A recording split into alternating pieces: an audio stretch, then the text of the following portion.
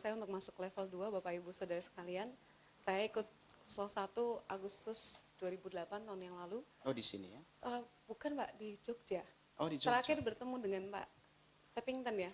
Terakhir sebelum berangkat ke Amerika ya. Terus setelah itu ya banyak hal, karena memang waktu itu saya sama Ruth, dia bilang jangan pikir kalau pulang dari SOH 1 masalahnya selesai.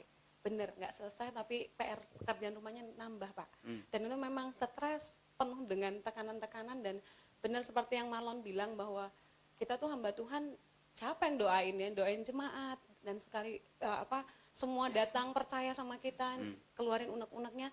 Tapi waktu kita yang punya masalah, mereka ngerti gitu loh. Dan itu jadi pressure tertentu dan membuat saya sendiri di usia, saya bilang lama-kelamaan jemaat tuh kalau lihat, Pepi kok makin hari, nama panggilan saya Pepi Pak. Oh ya. Pepi ya, kok makin hari makin banyak ya rambut putihnya. Saya bilang, gak tahu nih jemaatnya seneng nambah-nambahin rambut putih. Saya pikir, padahal enggak, tipuan loh. Oke, baik. Selama di level 2, apakah beban itu, tekanan-tekanan itu ada yang Tuhan tolong di level 2 ini? Iya, yang saya ditolong sama Tuhan, saya pikir SO 1 itu masalah okultisme, keluarga, dan sebagainya sudah beres, tapi ternyata ada satu hal yang penting buat saya di level 2, saya nggak bisa ngampuni diri saya.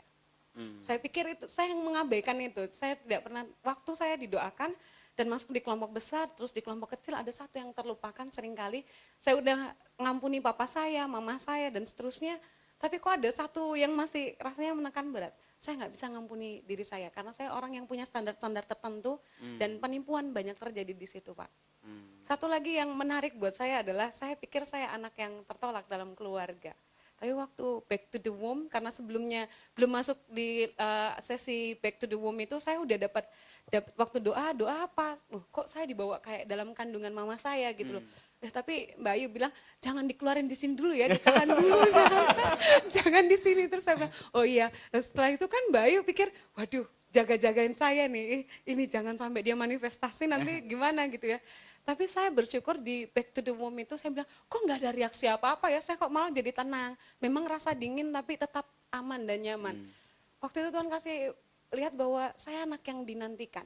Dari keluarga, sekalipun papa saya tidak seiman dan keluarganya dukun, keturunan dukun, tapi ternyata saya anak yang dinantikan baik dari keluarga papa dan juga dari keluarga mama. Saya pikir kayak Bu Ani gitu ya, Bu Ani ngerasa bahwa dia anak yang tertolak, tapi sebenarnya saya anak yang dinantikan. Dan waktu itu saya ngerasa, oh iya, saya mau minta ampun sama Tuhan. Tuhan, selama ini saya berpikir papa dan mama saya nggak nerima saya. Ternyata mereka memang menantikan saya. Ya. Kalau Mbak Sylvie orang yang dinantikan oleh orang tua gitu. Dan kemudian ini sudah selesai level 2 dan merasa itu benar-benar ada di dalam hati. Apa rencananya untuk ke depan dalam pelayanan ini? Ini tim Solo tolong dengar baik-baik. Iya, rencana ke depan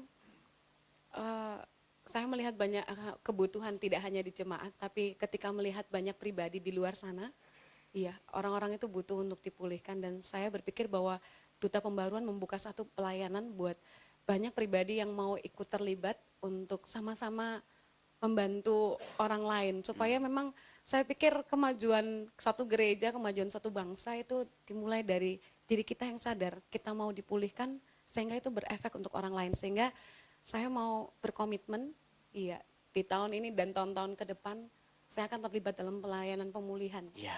Bagian apapun Pak, terserah. Iya, terima kasih banyak Pak Pepi, Tuhan berkati.